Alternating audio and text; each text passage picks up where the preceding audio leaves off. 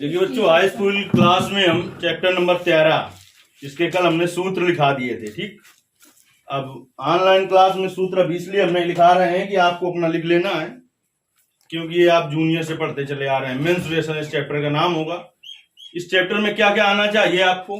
यदि सूत्र नहीं आपको आ रहे हैं तो कमेंट करना है, उसके लिए वीडियो बना देंगे हम। घन और घनाभ के आयतन वक्र पृष्ठ का सूत्र, बेलन के आयतन वक्र पृष्ठ और संपूर्ण पृष्ठ का सूत्र, गोले के वक्र पृष्ठ आयतन और संपूर्ण पृष्ठ का सूत्र, शंकु के आयतन का और वक्र पृष्ठ का और संपूर्ण पृष्ठ का सूत्र, और शंकु छिन्नक के आयतन का वक्र पृष्ठ का और संपूर्ण पृष्ठ का सूत्र। ये हम कल बता चुके हैं। ठीक, अर्धगोले का इतने सूत्र आपको आने चाहिए। यदि आपको नहीं तैयार है तो YouTube में कमेंट करना है, उसके लिए वीडियो बनाएंगे। सवाल आपको समझ में आएगा, लेकिन सूत्र आपको आता हो तब हम बता देंगे। तुम्हें ऐसा लगेगा कि आता है और फिर चला जाएगा। कब आएगा समझ में? जब सूत्र आते होंगे। तो इसलिए सूत्र तो याद ही कर लेना है। चलिए पहले सवाल से शुरुआत करते हैं हम। कठिन कितना भी सवाल हो, लेकिन वो सरल लगेगा।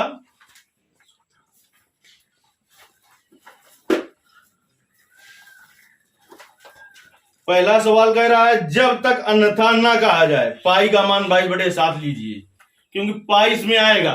ठीक, हल करने में तो जब तक ना कहा जाए, पाई के दो मान होते हैं, एक 22/7, एक 3.1। कह रहा है जब तक ना कहा जाए तुमसे कि पाई का ये मान लेना है, तब तक तुम्हें फिर क्या लेना है? 22/7। पहला कह रहा है, दो घनों जिनमें से प्रत्येक का आयतन 64 सेंटीमीटर क्यूब है के संलग्न फलकों को मिलाकर एक ठोस बनाया जाता है। इससे प्राप्त घनाभ का पृष्ठीय क्षेत्रफल ज्ञात कीजिए। इससे प्राप्त घनाभ का पृष्ठीय क्षेत्रफल ज्ञात कीजिए। इसमें इसको आ जाएगा सवाल। बताओ कैसे करेंगे, बताओ।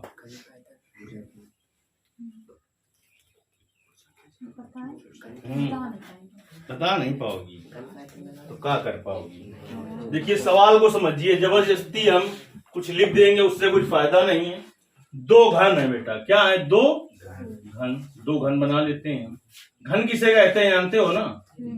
इसकी लंबाई, चौड़ाई और ऊंचाई तीनों चीजें बराबर होती हैं, तभी तो घन का आयतन क्या होता है? ए क्यूब, यानी कि भुजा क्यूब। ये क्या है? घन बना है क्या? घनाभ है, बनो है।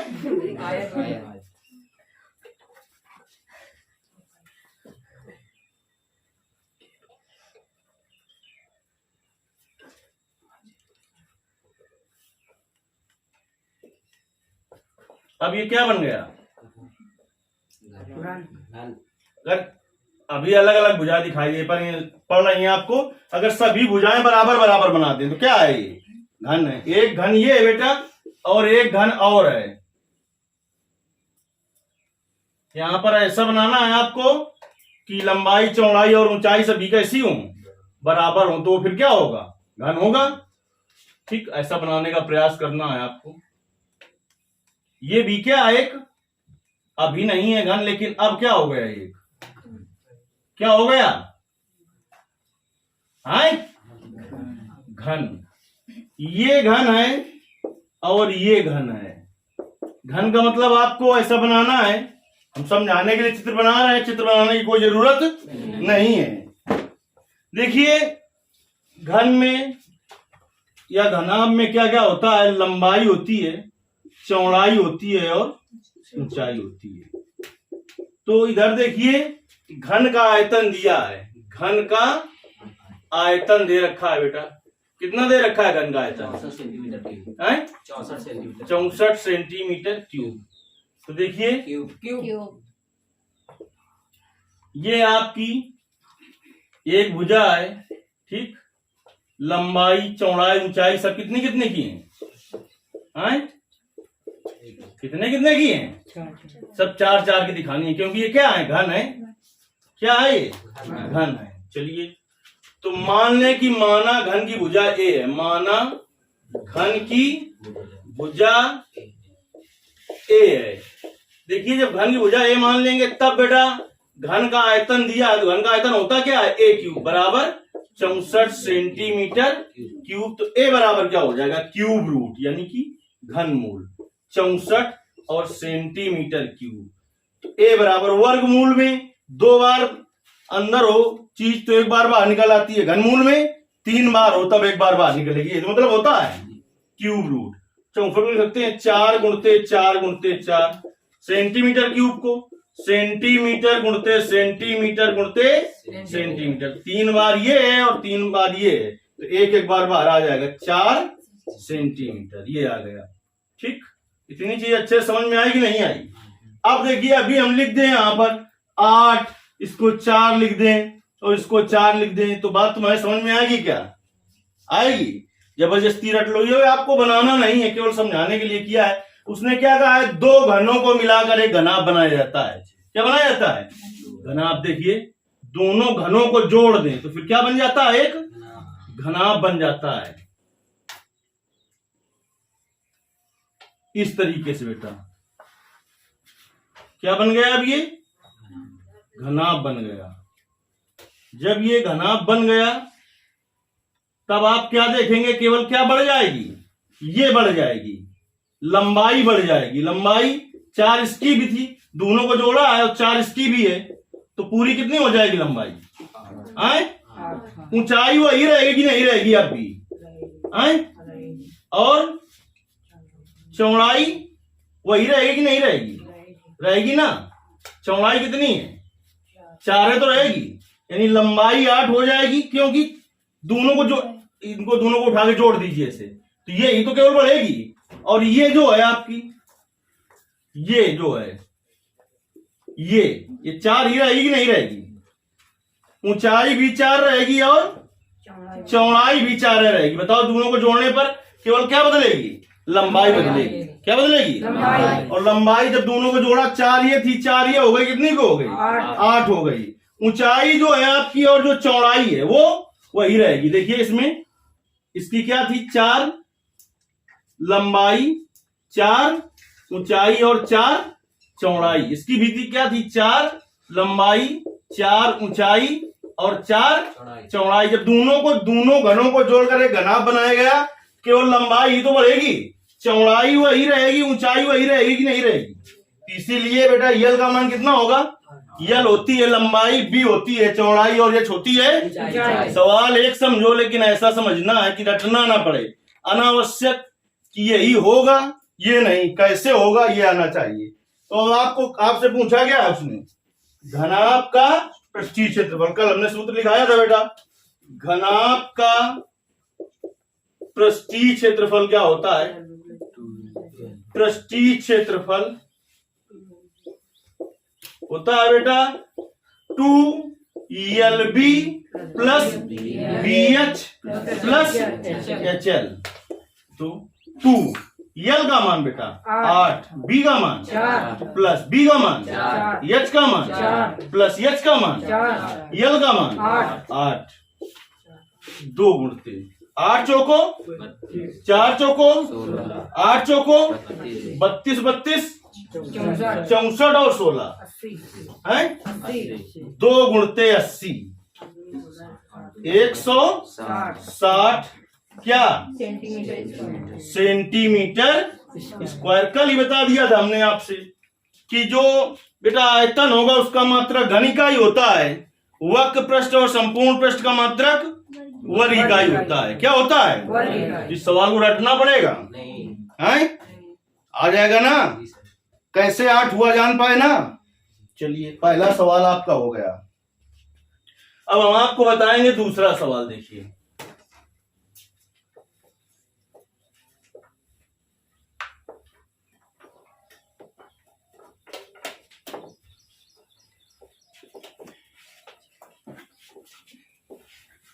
कोई भी सवाल कम समझ में आए तो उसे YouTube में कमेंट करना है।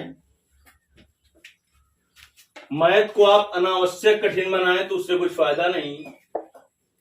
इंटर में जब आप जाएंगे तो मेन चीज अवकलन समाकलन, और जो समझ लेंगे तो सबसे सरल अवकलन समाकलन ही होता है। आ जाएगा तो इंटर की गणित आपको बड़ी आसानी से समझ में आती है। देखिए दूसरा नंबर कहता है कोई बर्तन एक खोखले अर्धगोले के आकार का है।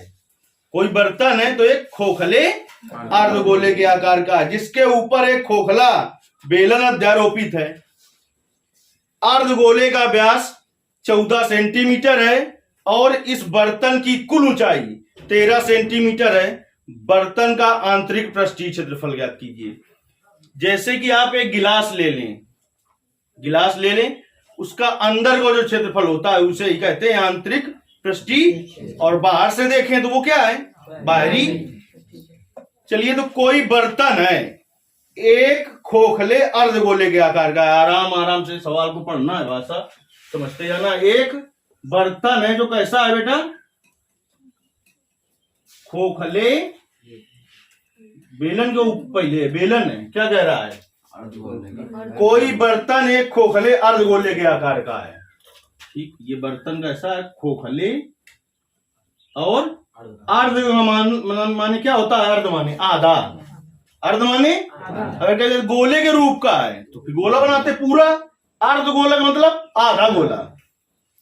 कोई बर्तन एक खोखले अर्धगोले के रूप का है। खोखला का मतलब जान गए ना कि इधर से कटा हुआ तो खोखला ही तो होगा, पूरा गोला होता है जैसे, तो फिर बंद होता कि ना होता, तो कैसा होता, पूरा गोला होता। लेकिन उसे ठोस कह सकते थे क्या आप, अंदर क्या कोई चीज भरी होगी तब तो ठोस होगा, अगर अंदर कुछ नहीं इसे बाहरी आवरण भर लगा होगा तो ठोस लगा होगा क्या।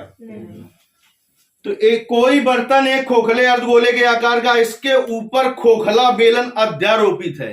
अध्यारोपित मतलब होता है बेटा रखा हुआ, और ऐसा रखा हुआ कि पूरा उसके ऊपर रख जाए, ना छोड़े उसको और ना उसके अंदर जाए, यानी ऐसे रखा हुआ है इसके ऊपर। अध्यारोपित का मतलब ये हुआ कि इसी के ऊपर बिल्कुल ऐसे रखा हुआ है।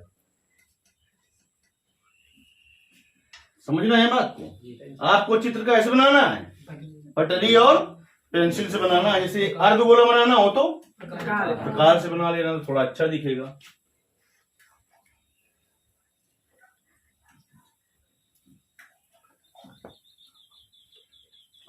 सवाल को फिर से पढ़ते हैं बेटा, क्या दिया है।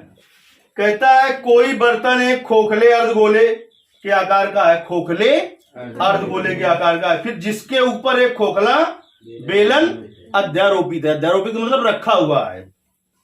अर्धगोले का व्यास 14 सेंटीमीटर। ये देखिए बेटा क्या है अर्धगोले का, AB व्यास है। यहां पर अगर केंद्र मान लें O, ये पूरा 14 सेंटीमीटर का है। कितने का, 14 सेंटीमीटर का। कौन ये वाला, ये है क्या, ये पूरा कौन, ये सीधा जो है व्यास। जब ये पूरा 14 सेंटीमीटर का है व्यास, अर्धगोले का व्यास देखिए लिखते जाते हैं यहां पर। अर्ध गोले का व्यास है बेटा 14 सेंटीमीटर। तो अर्धगोले की त्रिज्या, अर्ध गोले की त्रिज्या, इसको किससे लिखेंगे बेटा, स्मॉल। त्रिज्या बराबर होता है व्यास बटे 2। व्यास बटे, तो व्यास बेटा कितना है, 14 बटे 2, तो कितना हो गया 7 सेंटीमीटर। अर्धगोले की त्रिज्या कितनी आ गई, 7 सेंटीमीटर। ये बेटा कितनी आ गई, 7 सेंटीमीटर। और O से यहां पर ऐसे खींच देंगे, ये भी क्या है, त्रिज्या ही तो है अर्धगोले की। ठीक, तो ये भी कितने की होगी, बाउंस हो रहा है क्या, समझ में आया, 7 की होगी नहीं होगी। फिर बेटा क्या दे रखा है इसने, फिर इसने दे रखा है कि इस बर्तन यानी पात्र का है, इस बर्तन यानी पात्र की कुल ऊंचाई कितनी है, 13 सेंटीमीटर। पूरी ऊंचाई यहां से लेकर और यहां तक कितनी है, 13 सेंटीमीटर। अब देखिए उसने पूछा क्या है आपसे, बर्तन का आंतरिक पृष्ठीय क्षेत्रफल, यानी बेटा यदि अर्धगोले के वक्र पृष्ठ में किसका वक्र पृष्ठ जोड़ देंगे, बेलन का वक्र पृष्ठ जोड़ देंगे, तो इस बर्तन का वक्र पृष्ठीय क्षेत्रफल निकल आएगा। क्षेत्रफल का मतलब वक्र पृष्ठीय है। कैसे? वक्र पृष्ठीय। तो देखिए हमें अर्धगोला ये बना है ना, अर्धगोले कल हमने वक्र पृष्ठ लिखाया था, क्या होता है? 2 वर्ग अर्धगोले का वक्र पृष्ठ 2 पाई r स्क्वायर लिखाया था। और किसका वक्र पृष्ठ? किसका वक्र पृष्ठ? बेलन का वक्र पृष्ठ का है। सो जाती है वो कै बज गया है ना, पढ़ेंगे मन हो तो ना हो करो, वो जगह रख लो, कुर्सी रखो इसी बाकी बात। इसका देखिए बेलन का वक्र पृष्ठ क्या लिखाया था बेटा? 2 पाई r h। तो r दोनों की समान है। देखिए यही आधार इसका भी तो है, किसका? बेलन का। यही आधार बेलन का भी तो है, नहीं है? अच्छा, पूरी ऊंचाई 13 सेंटीमीटर है। पाई से तो पाई का मान तो 22/7 रखना है, कुछ दिक्कत नहीं। लेकिन हमें यच मिल जाए, और यच का है कि ये मिल जाए आपको यच। तो पूरी ऊंचाई कितनी है? इसे लिख दें पी क्यू। तो यानी कि हमें चाहिए क्या? इसे ओ डैश लिख दें। तो हमें ओ डैश का मान चाहिए। तो 13 में कितना घटा दें हम? ओ सी घटा दें। तो 13 में 7 घटा दें, कितना बचेगा? यही तो होगी किसकी ऊंचाई? एच की ऊंचाई होगी। बेलन की ऊंचाई होगी। क्या की ऊंचाई होगी? बेलन की ऊंचाई होगी। ये जो बर्तन बना है वो कहेगा ऐसे जोड़ के बना है, अर्धगोले में बेलन को जोड़ा गया है। तो हम क्या करेंगे? बर्तन का पृष्ठीय क्षेत्रफल बराबर क्या होगा बेटा? अर्धगोले का वक्र पृष्ठ या अर्धगोले का क्षेत्रफल, वक्र पृष्ठ को ही क्षेत्रफल कहेंगे, ठीक? अर्धगोले का वक्र पृष्ठ प्लस बेलन का वक्र पृष्ठ, या अर्धगोले का क्षेत्रफल प्लस बेलन का क्षेत्रफल, उसी को कह सकते हैं पृष्ठीय क्षेत्रफल। तो यहां पर सब कुछ लिख लें। बेलन की ऊंचाई, बेलन की ऊंचाई ओ डैश बराबर क्या हो जाएगी? 13 - 7 बराबर 6 सेंटीमीटर। कैसे निकाला है वो सब कुछ हम यहां पर लिख दें। यच निकल आया। और कहेगा कि त्रिज्या बराबर है, जो अर्धगोले की त्रिज्या है चित्र में देखिए ना, प्रश्न में थोड़ी कहा है उसने, जब चित्र बनाया है तो जो अर्धगोले की त्रिज्या है वही बेलन की त्रिज्या है, वही बेलन की त्रिज्या है। और दोनों का मान कितना है? दोनों को मान ले r है, और दोनों किसके बराबर है? 7 सेंटीमीटर। दोनों 7 सेंटीमीटर है। इतना समझ में आ गया? ये वाला इसको साफ कर दें। चित्र अच्छे से समझ में आया कि नहीं? रटना तो नहीं पड़ेगा। अच्छा, चलिए अब हम बात करते हैं, निकाल लेते हैं क्या जो हमें चाहिए। क्या पूछा है प्रश्न में? बताओ। बर्तन का आंतरिक पृष्ठीय क्षेत्रफल। बर्तन ये है, पूरा जो बर्तन है इस तरीके का। तो यानी अर्ध गोले का वक्र पृष्ठ, अर्धगोले का वक्र पृष्ठ प्लस, और समझियो नहीं, एक तो माचम गिर पड़ी होगी, एक सूत्र नहीं याद आए, बेलन का वक्र पृष्ठ। पढ़ाई लिखा मन नहीं लगा, 2 कौड़ी के। अर्धगोले का वक्र पृष्ठ क्या होता है? अर्धगोले का वक्र पृष्ठ लिखाया था कल। बेलन का वक्र पृष्ठ 2 पाई r। देखिए अगर दोनों की r अलग अलग होती तो ऐसे ही हल कर लेते। अभी भी आप ऐसे हल कर ले, अनावश्यक सवाल को बढ़ाएंगे, कैलकुलेशन बढ़ा करके वही निकले, उससे क्या फायदा है? कॉमन हो जाएगा ना 2 पाई r। क्यों? अगर इसकी r दूसरी होती, इसकी r दूसरी होती तो फिर केवल 2 पाई कॉमन होता। r दोनों के समान है ना, इसलिए क्या कॉमन ले ले बेटा? 2 पाई r। तो क्या आ जाएगा? r plus H. अब रख दो तो बढ़िया आसानी से हो जाएगा, नहीं हो जाएगा? 2 पाई का मान तुमसे कहा है क्या कितना रखो, ना कहा जाए तो पहले नोट बता दिया था कितना रखना है, और ना नोट बताता तब भी हम तुम्हें बता दे रहे हैं। पाई का मान जब 22/7 रखना होता, जब जिस सवाल में दे देगी जहां पाई बराबर 3.14, तो वहां पर आपको पाई बराबर 3.14 रखना है, क्योंकि ये आप जब पढ़ रहे हैं 22/7 रखने पर जो आंसर आएगा और 3.14 रखने पर आ जाएगा तो 1-1, 2-2 अंक बदल जाएगा सीधे। दशमलव के बाद नहीं, पहले वाले भी अंक बदल जाएंगे। ठीक, तो सही आंसर वही माना जाएगा। अगर सवाल में दे दे कि पाई का मान कितना रखो, चल बन कर गया, पाई का मान रखो 22/7 और आपने 3.14 रख दिया है तो आंसर दूसरा आ जाएगा। ठीक, और जब उसने कहा 3.14 तो सही 3.14 वाले हल को मानेगा, तो इसलिए जो कहे वही रखो, जब ना कहे तो वो मान रखा जाता है जिससे रखने में कट जाए। ठीक, आर का मान कितना है, आर का मान 7, आर का मान प्लस एच का मान 6, 7 से 7 कट गया, 22 दून 7, 6 13 चौको शाम तक पढ़ लो कितना होता है, 13 चौको 52 और 5 57 सेंटीमीटर स्क्वायर। देखिए जरा आंसर आ जाएगा।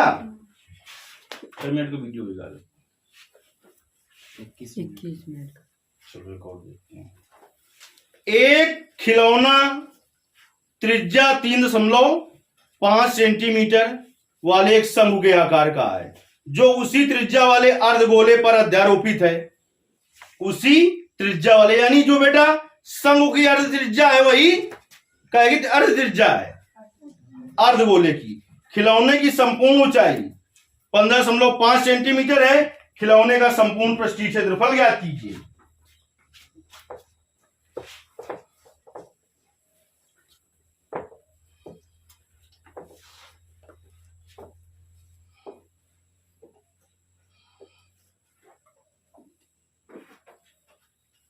तीसरा सवाल देखते हैं। एक खिलौना त्रिज्या 3.5 सेंटीमीटर वाले एक शंकु आकार का जो उसी त्रिज्या वाले एक अर्धगोले पर अध्यारोपित है। नीचे फिर से क्या है, अर्धगोला है ए बी। ठीक, इसकी त्रिज्या दे रखी है बेटा कितनी, 3.5 सेंटीमीटर। ठीक, एक शंकु, पहले इसको बना दें हम ऐसे, एक शंकु है, क्या है, एक शंकु।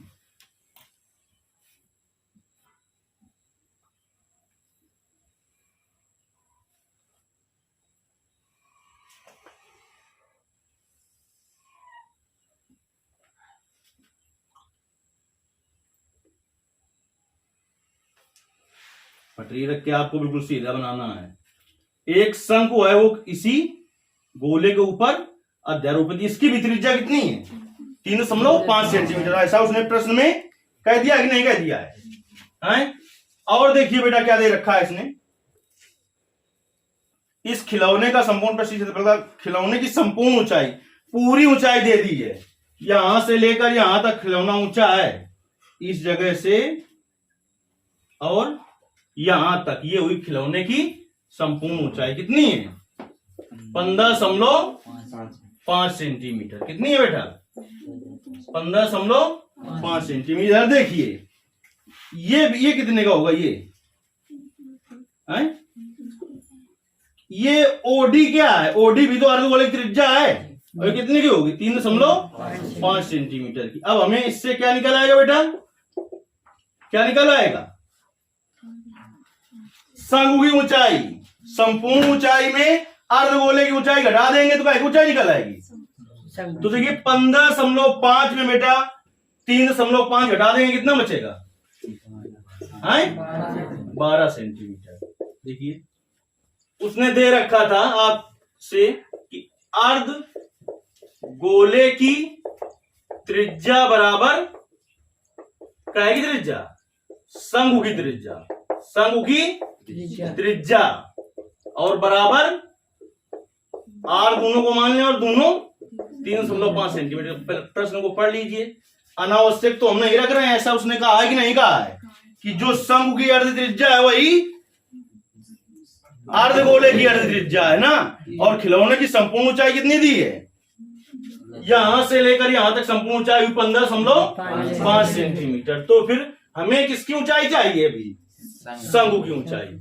शंकु की ऊंचाई इसको हम कहेंगे क्या बेटा, ओसी। ओसी तो है जिसे हम यश से लिख देंगे, बराबर 15.5 माइनस 3.5 बराबर 12 सेंटीमीटर। अब हमें क्या चाहिए, क्या चाहिए, पहले सोच तो लें कि इतने से काम चल जाएगा क्या और कुछ करना पड़ेगा। चाहिए क्या हमें, खिलौने का संपूर्ण पृष्ठीय क्षेत्रफल।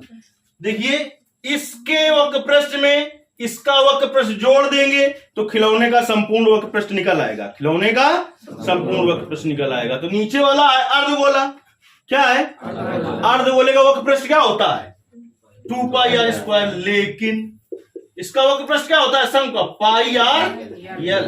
तो इसका मतलब ये वाली चाहिए ऊंचाई, अभी इसे कहते हैं तिर्यक ऊंचाई। यल का मान निकालें तो कल सूत्र लिखा रखा था हमने, शंकु की तिर्यक ऊंचाई, तिर्यक ऊंचाई यल बराबर under root H square plus R square. ठीक, तो एच का मान देखिए ये है, शंकु की ऊंचाई एच नहीं है क्या, 12 का स्क्वायर, आर 3.5 का स्क्वायर, 12 का स्क्वायर 144 प्लस 3.5 गुणित 3.5 करो जल्दी से, 3.5 गुणित 3.5 पचम 25, 5 3 15, 2 17, 5 3 15, 3 3 9 1 10, 5 7 5 12। गड़बड़ हो गए हैं,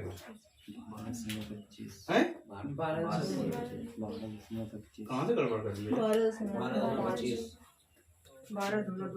पचम 25, 5 3 15, 2 5 3 हासिल 1, 3 3 9 1 10। तो फिर 5 7 5 12 और 1 1 2 अंक बाद दशमलव 12.25 ससम्मान जोड़ दीजिए, 144 में 12.25 तो 5 2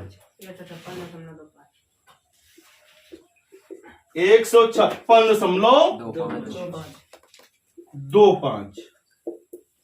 इसका वर्गमूल निकाल लीजिए, कौन निकाल लेगा, हम 3 मिनट का समय देंगे, कौन निकाल लेगा, 5 मिनट का समय देंगे, कौन निकाल लेगा, 5 का वर्ग है 5 का वर्ग होगा, हाँ वर्ग तो होगा 12.5 का। जब टाइम नहीं है तुम लोगों के पास ना, टाइम होता तो जान जाते।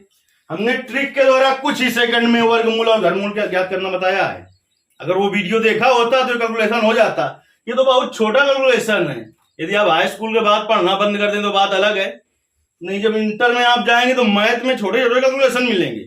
फिजिक्स में जब आप न्यूमेरिकल हल करेंगे तो क्यूब रूट या अंडर रूट के अंदर इतनी बड़ी बड़ी संख्या होंगी कि तुम्हारे अगर इसी तरीके के लक्षण रहे तो 10 मिनट में भी वर्गमूल घनमूल नहीं निकाल पाओगे।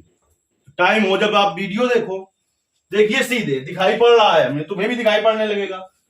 अंडर रूट 156.25 है, दशमलव हटा देंगे यहां से, लिख दें इसे, दशमलव हटाएंगे तो क्या जीरो बन जाएंगे 2। ऊपर वाला दिखाई पड़ रहा है, यदि आपने हमारा वीडियो देखा हो कभी तो आपको तुरंत समझ में आ जाएगा। 125 1 गुणित 125 करेंगे आप तो आ जाएगा 15,625।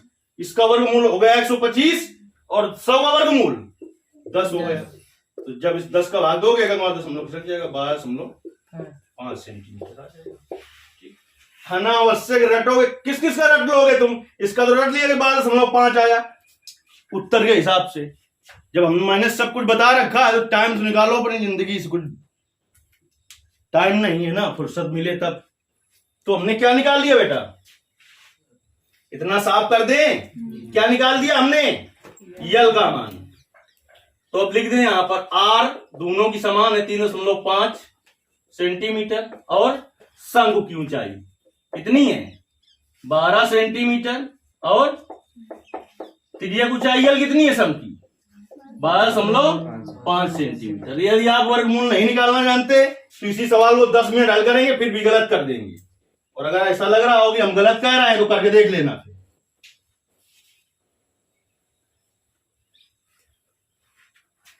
देखिए खिलौना तो दिया है, क्या दिया था देख लो एक बार, क्या है खिलौने का क्या कहा है संपूर्ण है पृष्ठीय क्षेत्रफल बराबर क्या हो जाएगा सीधे अर्धगोले का वक्र पृष्ठ, या इसी को कह सकते हैं पृष्ठीय क्षेत्रफल। अर्धगोले का वक्र पृष्ठ प्लस कहेगा शंकु का वक्र पृष्ठ, शंकु का वक्र पृष्ठ, अर्धगोले का वक्र पृष्ठ कल सूत्र लिखा रखा था हमने, प्लस शंकु का वक्र पृष्ठ। अब हमें पता अगर दोनों की आर अलग अलग होती तो अलग अलग रख के हल करते, इसको अलग अलग रख के हल करो वही आएगा तो क्या फायदा है क्या फायदा, इससे क्या कॉमन ले ले बेटा पाई आर कॉमन ले ले तो क्या आ जाएगा 2r प्लस एल। अब देखिए बड़ी आसानी से हो जाएगा, पाई का मान का आधा नहीं इसलिए 22/7 रख दो, आर का मान 3.5, 2r का मान 3.5, एल का मान सांस नहीं आ रही है 7 पना 0.5, 5 दूनी 10, एक अंक बाद दशमलव 35 दूना 70, एक अंक बाद दशमलव प्लस 12.5, तो लिखा है 11 गुणते 12 और 7 0.5, 11 पचे हासिल गेर नहीं 99 और 5 4 हासिल 10, 11 गन्नम 10 21, कई अंक बाद दशमलव एक अंक बाद। देखिए आंसर सेंटीमीटर स्क्वायर। कठिन तुम्हें चैप्टर लगेगा लेकिन कब लगेगा सूत्र नहीं याद करोगे और बाकी जैसा गाइड में हल है उस तरीके का हल करने का प्रयास करोगे, जब तक तुम्हें ये नहीं आएगा ठीक कि कैसे हो गया जबरदस्ती सीधे रख देंगे ऐसे ऐसा होता है ठीक, तो उससे कुछ फायदा नहीं है। वो तो तुम्हें कोई भी टीचर बता सकता है जो दुई कौड़ी की वो, तो इससे गणित तुम्हें अच्छे से पढ़नी है तो हो नहीं गया कैसे हुआ, अगर ये जान लोगे तो आपकी सभी समस्याएं हल हो जाएंगी। चलिए तीनों सवाल करिए, बात करिए।